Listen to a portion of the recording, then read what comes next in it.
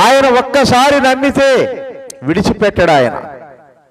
నువ్వు ఎలాంటి పరిస్థితుల్లో ఉన్నా సరే ఆయన నిన్ను వదులుకోడు. నువ్వు ఎన్ని తప్పులు చేసినా సరే, అంటే తప్పులు చేయమని నేను ప్రోత్సాహపరచటంలా, ఓహో తప్పులు చేసినా సరే ఆయన మనల్ని వదలడంట, చేద్దాం అనుకున్నారు. యోధా ఇస్కరియోతు తప్పులు చేశాడు ఆయనతో ఉండి. అంతం వరకు అతనిని యేసు ప్రభువారు ప్రేమిస్తూనే వచ్చాడు.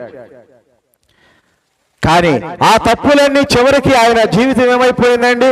అపోస్తులత్వంలో నుండి కొట్టివేయబడింది. ఆయన నామధేయం తీసివేయబడింది. ఘోరాతి ఘోరమైనటువంటి సావు చచ్చాడు. ఈ రోజు కూడా వాడి గురించి మనం మాట్లాడుకుంటున్నాం.